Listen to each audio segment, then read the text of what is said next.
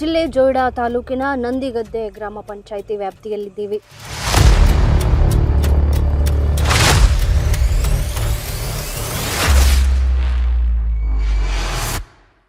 ಇಲ್ಲಿರ್ತಕ್ಕಂಥ ಮತದಾರನ ಕಷ್ಟಗಳೇನು, ಮುಂದೆ ಬರ್ತಕ್ಕಂಥ ಲೋಕಸಭಾ ಎಲೆಕ್ಷನ್ನಲ್ಲಿ ಆತ ಯಾವ ಪಕ್ಷವನ್ನು ಆರಿಸಿ ತರಬೇಕು ಅಂತ ನಿರ್ಧಾರ ಮಾಡಿದ್ದಾನೆ, ಎಲ್ಲವನ್ನು ಕೇಳೋಣ ಬನ್ನಿ. ಗ್ಯಾರಂಟಿ ಮತ್ತೆ ಮೋದಿ ಅಲೆ ಈ ಸಲ ವೋಟ್ ಮಾಡಬೇಕು ಅಥವಾ ನೋಟ ಮಾಡಬೇಕು ಅಂತ ವಿಚಾರ ಮಾಡ್ತಾ ಇದ್ದೀವಿ.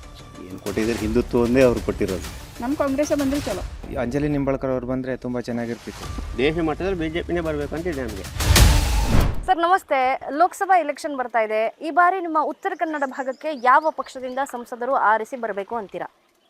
ಈಗ ಇಲ್ಲಿ ಏನಾಗಿದೆ ಕೇಳಿದರೆ, ಉತ್ತರ ಕನ್ನಡ ಜಿಲ್ಲೆಯಲ್ಲಿ ಈ ಕಳೆದ 10 ವರ್ಷ 15 ವರ್ಷದಿಂದ ಆದ MP ಅನಂತಕುಮಾರ್ ಹೆಗಡೆ ಅವರು ಕ್ಷೇತ್ರಕ್ಕೆ ಬಾರದೆ ಮತ್ತು ಇಲ್ಲಿ ನಮ್ಮ ತಾಲೂಕಿನ ಮಟ್ಟಿಗೆ ಹೇಳಿದ್ರೆ, ಉತ್ತರ ಕನ್ನಡ ಹೇಳಿದ್ರೆ ಕ್ಷೇತ್ರಕ್ಕೆ ಅವರು ಬರುವುದೇ ಇಲ್ಲ ಆಗಿತ್ತು. ಅವರಿಂದ ಯಾವುದೇ ಅಭಿವೃದ್ಧಿ ಕಾಮಗಾರಿ ಆಗಿಲ್ಲ. ಮತ್ತು ಈ ಬಾರಿ BJP ಅಭ್ಯರ್ಥಿಯನ್ನು ಬದಲಾವಣೆ ಮಾಡಿದೆ. ಆದರೆ ಅವ್ರ ಬಗ್ಗೆನೂ ನಮ್ಮ ಜೊಯ್ಡಾ ತಾಲೂಕಿನಲ್ಲಿ ಇಲ್ಲಿ ಅಸಮಾಧಾನ ಇದೆ. ಅವರು ಉಸ್ತುವಾರಿ ಸಚಿವರು ಇರುವಾಗ ನಮ್ಮ ತಾಲೂಕನ್ನು ಕಡೆಗಣಿಸಿದ್ದಾರೆ. ನಮ್ಮ ಎಸ್ಪೆಷಲಿ ಹಿಂದುಳಿದ ತಾಲೂಕು ಜೊಯ್ಡಾವನ್ನು ಕಡೆಗಣಿಸಿದ್ದಾರೆ ಅವರು. ಹಾಗಾಗಿ ಅವ್ರ ಬಗ್ಗೆನೂ ಅಭಿಪ್ರಾಯ ಜನರಿಗೆ ಒಳ್ಳೇದಿಲ್ಲ. ಆದರೆ ಜನರಿಗೆ ಎಲ್ಲ ವೋಟರ್ಸು ಮೋದಿ ಅಭಿಮಾನಿಗಳಿದ್ದಾರೆ. ಈಗ ಉಭಯ ಸಂಕಟದಲ್ಲಿ ಜನರಿದ್ದಾರೆ. ಈಗ ಕ್ಯಾಂಡಿಡೇಟಿಗೆ BJP ಕೊಡ್ಲಿಕ್ಕೆ ಮನಸ್ಸಿಲ್ಲ, ಮೋದಿ ಬೇಕು. ಈಗ ಕಾಂಗ್ರೆಸ್ ಇಂದ ಒಳ್ಳೆ ಕ್ಯಾಂಡಿಡೇಟ್ ಹಾಕಿದ್ದಾರೆ, ಅವ್ರಿಗೆ ಕೊಡ್ಲಿಕ್ಕೆ ಮನಸ್ಸಿದೆ. ಯಾವ ರೀತಿ ಆಗ್ತದೆ ಅಂತ ಹೇಳಿ ಈಗ ಜನರೇ ನಿರ್ಣಯ ಮಾಡಬೇಕು ನಮಗನ್ಸುದು. ಈ ಬಾರಿ ಫೈಟ್ ಇದೆ ಅಂತೀರಾ? ಟಫ್ ಫೈಟ್ ಇದೆ ಈ ಸಲ. ಭಾರಿ ಅಂತರದಿಂದ ಯಾವ ಪಕ್ಷನೂ ವಿನ್ ಆಗೋದಿಲ್ಲ. ಸರ್, ಈಗ ರಾಜ್ಯದಲ್ಲಿ ಕಾಂಗ್ರೆಸ್ ಸರ್ಕಾರ ಇದೆ. ನೀವು ಈಗಾಗಲೇ ಹೇಳ್ದಂಗೆ ಡಾಕ್ಟರ್ ಅಂಜಲಿ ನಿಂಬಾಳ್ಕರ್ ಅವರು ಮಹಿಳಾ ಅಭ್ಯರ್ಥಿ ಆಗಿದ್ದಾರೆ. ಇನ್ನು ಸರ್ಕಾರ ಕೊಟ್ಟಿರ್ತಕ್ಕಂಥ 5 ಗ್ಯಾರಂಟಿಯಿಂದ ಹೆಣ್ಮಕ್ಳು ಓಟು ಏನಾದ್ರೂ ಕಾಂಗ್ರೆಸ್ ಕಡೆ ಹೋಗುತ್ತೆ? ಪ್ಲಸ್ ಆಗ್ತದೆ ಸ್ವಲ್ಪ ಮಟ್ಟಿನ ಪ್ಲಸ್ ಆಗ್ತದೆ. ಈಗ ಗ್ಯಾರಂಟಿ ಮತ್ತೆ ಮೋದಿ ಅಲೆ ಎರಡರ ಮಧ್ಯೆ ಫೈಟ್ ನಡೀತಾ ಇದೆ ಈಗ. ಇದು ನಮ್ಮ ಅಭಿಪ್ರಾಯ. ಏನಾಗುತ್ತೆ ಅಂತ ಹೇಳಲಿಕ್ಕೆ ಬರೋದಿಲ್ಲ, ನಿರ್ದಿಷ್ಟವಾಗಿ ಹೇಳಲಿಕ್ಕೆ ಬರೋದಿಲ್ಲ. ಸರ್, ಈಗ ಮುಂದೆ ಬರ್ತಕ್ಕಂತಹ ಸಂಸದರಿಂದ ಏನ್ ಅಭಿವೃದ್ಧಿ ಆಗ್ಬೇಕು ಅಂತ? ಅಲ್ಲ, ನಮ್ಮ ತಾಲೂಕಿಗೆ ಅಭಿವೃದ್ಧಿ ಆಗ್ಬೇಕು. ಇಲ್ಲಿ ಕಳೆದ ಇಷ್ಟು ವರ್ಷದಿಂದ ಕಾಂಗ್ರೆಸ್ ಇರ್ಲಿ BJP ಇರ್ಲಿ ಉತ್ತರ ಕನ್ನಡ ಜಿಲ್ಲೆಗೆ ಮಲ್ಟಿ ಸ್ಪೆಷಾಲಿಟಿ ಹಾಸ್ಪಿಟಲ್ ಅನ್ನು ಈವರೆಗೆ ಮಾಡ್ಲಿಕ್ಕೆ ಎಲ್ಲ ಈವರೆಗೆ ಆದಂತ ಶಾಸಕರು, ಸಚಿವರು, MP ಗಳು ನಿಷ್ಕ್ರಿಯ ಆಗಿದ್ದಾರೆ ಅಂತೇಳಿ ನಾನು ಈ ಸಂದರ್ಭದಲ್ಲಿ ಆರೋಪ ಮಾಡ್ತಾ ಇದ್ದೇನೆ. ಈ ಹಿಂದೆ ಆಡಳಿತ ಮಾಡ್ತಾ ಇದ್ದವರು, ಈಗ ಮಾಡ್ತಾ ಇದ್ದವರು ಮಲ್ಟಿ ಸ್ಪೆಷಾಲಿಟಿ ಹಾಸ್ಪಿಟಲ್ ಅನ್ನು ಮಾಡ್ಲಿಕ್ಕೆ ನಿಷ್ಕ್ರಿಯರಾಗಿದ್ದಾರೆ. ಆ ಒಂದು ಕೆಲಸ ಮುಂದಿನ ದಿನಗಳಲ್ಲಿ ಆಗಬೇಕು. ಇಲ್ಲಿ ಏನೇ ಆಕ್ಸಿಡೆಂಟ್ಗಳು ದೊಡ್ಡ ಇದಾಗ್ಬಿಟ್ರೆ ನೆರೆಯ ದಕ್ಷಿಣ ಕನ್ನಡಕ್ಕೆ ಜನ ಹೋಗುವಂತ ಪರಿಸ್ಥಿತಿ ನಿರ್ಮಾಣವಾಗಿದೆ. ಹಾಗಾಗಿ ಒಂದು ಹಾಸ್ಪಿಟಲ್ ಬೇಕು. ಮತ್ತೆ ಇಲ್ಲಿ ನಮ್ದು ವೈಲ್ಡ್ ಲೈಫ್, ಇಲ್ಲಿ ಅರಣ್ಯ ಕಾನೂನಿನ ತೊಡಕಿದೆ ಇಲ್ಲಿ ನಮ್ಮ ಈ ಜೊಯ್ಡಾದಲ್ಲಿ. ಆ ಕಾನೂನನ್ನು ಸರಿಪಡಿಸುವಂಥದ್ದು ಅಂದರೆ ಮುಖ್ಯವಾಗಿ ರಸ್ತೆ, ಕುಡಿಯೋ ನೀರು, ಇದಕ್ಕೆಲ್ಲ ಅರಣ್ಯ ಇಲಾಖೆ ಕಾನೂನು ತೊಡಕಾಗ್ತಾ ಇದೆ. ಮೂಲಭೂತ ಸೌಕರ್ಯಗಳಿಗೆ ಇಲ್ಲಿ ಜನರಿಗೆ ಯಾವುದು ತೊಂದರೆ ಆಗಬಾರ್ದು ಅಂತ ಒಂದು ಸರ್ಕಾರ ನಮಗೆ ಬೇಕು. ನಿಮ್ಗೆ ಏನ್ ಅನ್ಸುತ್ತೆ ಸರ್, ಈ ಬಾರಿ ಉತ್ತರ ಕನ್ನಡ ಭಾಗಕ್ಕೆ ಯಾವ ಪಕ್ಷ ಬಂದ್ರೆ ಚಲೋ ಅನ್ಸುತ್ತೆ? ಯಾವ ಪಕ್ಷ ಬಂದರೂ ನಮಗೆ ದುಡ್ಡು ಇದ್ದಿದ್ದೆ, ಅದೇನು ತಪ್ಪಲಿಲ್ಲ.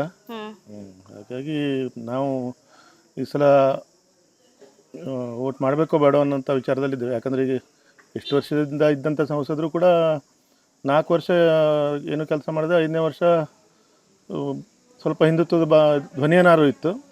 ಈ ವರ್ಷ ಅವ್ರಿಗೂ ಟಿಕೆಟ್ ಸಿಕ್ಕಿಲ್ಲ. ಹಾಗಾಗಿ ಈ ಸಲ ವೋಟ್ ಮಾಡಬೇಕೋ ಅಥವಾ ನೋಟ ಮಾಡಬೇಕು ಅಂತ ವಿಚಾರ ಮಾಡ್ತಾ ಇದ್ದೇವೆ ಅಷ್ಟೇ. ಸರ್, ಈಗ ರಾಜ್ಯದಲ್ಲಿ ಕಾಂಗ್ರೆಸ್ ಸರ್ಕಾರ ಇದೆ. ಅವ್ರು ಕೊಟ್ಟಿರ್ತಕ್ಕಂಥ ಗ್ಯಾರಂಟಿಯಿಂದ ಏನಾದರೂ ಹೆಣ್ಮಕ್ಳು ಓಟು ಡಿವೈಡ್ ಆಗುತ್ತಾ? ಅದೇನಷ್ಟು ಇದು ದೇಶವ್ಯಾಪಿ ಎಲೆಕ್ಷನ್ ಆಗಿರೋದ್ರಿಂದ ದೇಶದ ಮಟ್ಟದಲ್ಲಿ ವಿಚಾರ ಮಾಡಿಬಿಡ್ತಾರೆ. MLA ಎಲೆಕ್ಷನಲ್ಲಿ ಅಷ್ಟೇ ರಾಜ್ಯ ಸರ್ಕಾರದ ಬಗ್ಗೆ ವಿಚಾರ ಮಾಡ್ತಾರೆ ಯಾರೇ ಆದರೂ.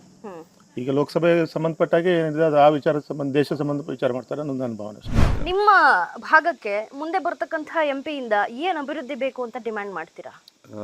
ಮೇನ್ಲಿ ಫಾರೆಸ್ಟ್ ಪ್ರಾಬ್ಲಮ್ಸ್ ಜಾಸ್ತಿ ಇದೆ, ವೈಲ್ಡ್ ಲೈಫ್ ಇದರಿಂದ.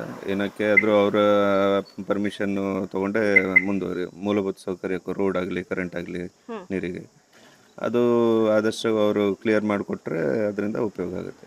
ಸರ್, ಈಗ ಸತತವಾಗಿ 6 ಬಾರಿ ಗೆದ್ದಂತ ಸಂಸದ ಅನಂತಕುಮಾರ್ ಹೆಗಡೆ ಅವರು ನಿಮ್ಮ ಕ್ಷೇತ್ರಕ್ಕೆ ಕೊಟ್ಟಂತ ಕೊಡುಗೆ ಅಂದ್ರೆ ಏನಂತ ಹೇಳ್ತೀರಾ?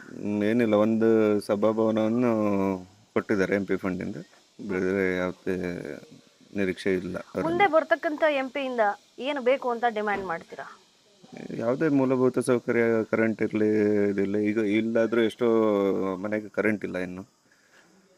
ಅದೆಲ್ಲ ಕ್ಲಿಯರ್ ಮಾಡಿಕೊಟ್ರೆ ಒಳ್ಳೇದಂತ. ಈ ಬಾರಿ ಕಾಂಗ್ರೆಸ್ ಮತ್ತು ಬಿಜೆಪಿ ಎರಡು ಪಾರ್ಟಿಗಳ ನಡುವೆ ಫೈಟ್ ಇದೆ ಅಂತೀರಾ? ಹಾಂ, ಫೈಟ್ ಇದೆ. ಫೈಟ್ ಇದೆ.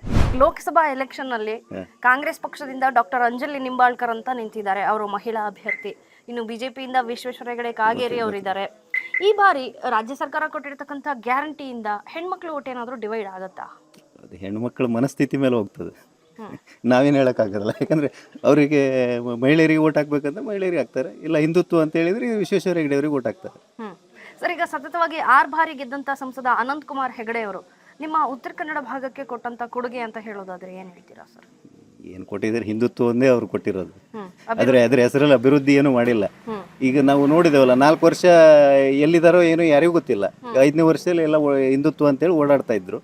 ಈ ಟಿಕೆಟ್ ಸಿಗಲಿಲ್ಲ. ಈಗ ಸುಮ್ಮನೆ ಮತ್ತೇನು ಹೇಳ್ತಾರೋ ನನಗೆ ಗೊತ್ತಿಲ್ಲ. ಇನ್ನು ಪಕ್ಷದ ಪರ ಅಟ್ಲೀಸ್ಟ್ ಬಂದು ಒಂದು ಪ್ರಚಾರಕ್ಕೂ ಬರಲಿಲ್ಲ ಅವರು. ಅದು ಅವ್ರಿಗೆ ಬಿಟ್ಟಿದ್ದು, ನಾವೇನು ಹೇಳೋಕ್ಕಾಗತ್ತೆ. ಈ ಬಾರಿ ಬರ್ತಕ್ಕಂಥ MP ಇಂದ ಏನು ನಿರೀಕ್ಷೆ ಮಾಡ್ತೀರಾ? ನಮ್ಮ ಮೇನ್ ಅಂದರೆ ಇಲ್ಲಿ ಫಾರೆಸ್ಟಿಂದ ಭಾಳ ಪ್ರಾಬ್ಲಮ್ ಇದೆ. MP ಅದು ಯಾಕಂದ್ರೆ ಸೆಂಟ್ರಲ್ ಗೌರ್ಮೆಂಟಿಂದ ಮಾಡ್ತಕ್ಕಂಥದ್ದು. ಲೋಕಸಭೆಯಲ್ಲಿ ಅವರು ವಾದ ಮಾಡಬೇಕು. ಯಾಕಂದ್ರೆ ಇಲ್ಲಿ ಜನರಿಗೆ ತೊಂದರೆ ಆಗ್ತಾ ಇರೋದು ಫಾರೆಸ್ಟ್ ಪ್ರಾಬ್ಲಮ್. ಯಾವ ರೀತಿ? ಈಗ ಒಂದು ರೋಡ್ ಮಾಡ್ಬೇಕಂತ ಹೇಳಿದ್ರೆ ಫಾರೆಸ್ಟ್ನವ್ರು ಕಿರಿಕಿರಿ ಇದೆ. ಯಾಕಂದ್ರೆ ಈ ಇರೋ ರೋಡನ್ನೇ ಡೆವಲಪ್ ಮಾಡ್ಲಿಕ್ಕೆ ಕೊಡ್ತಾ ಇಲ್ಲ ಅವರು. ಅವ್ರದ್ದು ತಪ್ಪಲ್ಲ. ಯಾಕಂದ್ರೆ ಅವ್ರಿಗೆ ಏನಾಗ ಫಾರೆಸ್ಟ್ ಕಾಯ್ಲಿಕ್ಕೆ ಹೇಳಿದ್ದಾರೆ, ಅವ್ರು ಕಾಯ್ತಾ ಇದ್ದಾರೆ, ಅವ್ರು ಡ್ಯೂಟಿ ಮಾಡ್ತಾ ಇದ್ದಾರೆ. ಬಟ್ ಅದು ಎಲ್ಲಿ ತಿದ್ದುಪಡಿ ಆಗಬೇಕು ಅಲ್ಲಿ ತಿದ್ದುಪಡಿ ಆಗಬೇಕಲ್ಲ, ಜನರಿಗೆ ಅನುಕೂಲ ಆ ಥರ ಇರಬೇಕು. ನಿಮ್ಮ ಉತ್ತರ ಕನ್ನಡ ಭಾಗಕ್ಕೆ ಯಾವ ಪಕ್ಷ ಬಂದ್ರೆ ಪರವಾಗಿಲ್ಲ ಅನ್ಸುತ್ತೆ? ಯಾವ ಪಕ್ಷ ಬಂದ್ರೂ ಪರವಾಗಿಲ್ಲ, ಆದ್ರೆ ಅಭಿವೃದ್ಧಿ ಕೆಲಸ ಆಗ್ಬೇಕು. ಯಾವುದೇ ಪಕ್ಷ ಬಂದ್ರೂ ಅಭಿವೃದ್ಧಿ ಕೆಲಸ ಆಗ್ಬೇಕು. ಏನ್ ಕೆಲಸ ಬೇಕು ಅಂತ ಡಿಮಾಂಡ್ ಮಾಡ್ತೀರಾ? ಅಂದ್ರೆ ಆಸ್ಪತ್ರೆ ಎಲ್ಲ ಸರಿಯಾಗಿ ನಡಿಬೇಕು, ರೋಡ್ ಎಲ್ಲ ಸರಿಯಾಗಿ ಆಗ್ಬೇಕು, ಅಂದ್ರೆ ಜನರ ಕಷ್ಟಕ್ಕೆಲ್ಲ ಸ್ಪಂದಿಸ್ಬೇಕು. ಆ ತರ ಸರ್ಕಾರ ಬರ್ಬೇಕು. ಅಮ್ಮ, ಈ ಬಾರಿ ನಿಮ್ಮ ಉತ್ತರ ಕನ್ನಡ ಭಾಗಕ್ಕೆ MP ಎಲೆಕ್ಷನ್ ಇಂದ ಕಾಂಗ್ರೆಸ್ ಪಕ್ಷದಿಂದ ನಿಂತಿರೋದು ಡಾಕ್ಟರ್ ಅಂಜಲಿ ನಿಂಬಾಳ್ಕರ್ ಅಂತ. ಇನ್ನು ಬಿಜೆಪಿಯಿಂದ ವಿಶ್ವೇಶ್ವರ ಹೆಗಡೆ ಕಾಗೇರಿ ಅವರು ನಿಂತಿದ್ದಾರೆ. ಈ ಬಾರಿ ರಾಜ್ಯದಲ್ಲಿ ಕಾಂಗ್ರೆಸ್ ಸರ್ಕಾರ ಇದೆ, ಅವ್ರು ಕೊಟ್ಟಿರ್ತಕ್ಕಂಥ 5 ಗ್ಯಾರಂಟಿ ಇದಾವಲ್ಲ, ಅದರಿಂದ ಏನಾದರೂ ಹೆಣ್ಮಕ್ಳು ಓಟ್ ಈ ಸಲ ಡಿವೈಡ್ ಆಗುತ್ತಾ? ಆಗಬಹುದು. ಉಪಯೋಗ ಆಗಿದೆಯಾ? ಕೆಲವೊಂದಿಷ್ಟು ಮನೆಗೆ ಉಪಯೋಗ ಆಗಿದೆ. ಅದು ಕೆಲವೊಂದಿಷ್ಟು ಏನೋ ಹೇಳ್ತಾ ಇದ್ದಾರೆ, ಕೆಲವೊಂದಿಷ್ಟು ಜನ ಅದು ಸರಿಯಾಗಿ ಆಗಿಲ್ಲ ಅಂತ ಹೇಳ್ತಾ ಇದ್ದಾರೆ. ಅದ್ರ ಬಗ್ಗೆ ಅಷ್ಟೇ ನಂಗೆ ಗೊತ್ತಿಲ್ಲ. ನಾವಂತೂ ಉಪಯೋಗ ತಗೊಂಡಿದ್ದೇವೆ.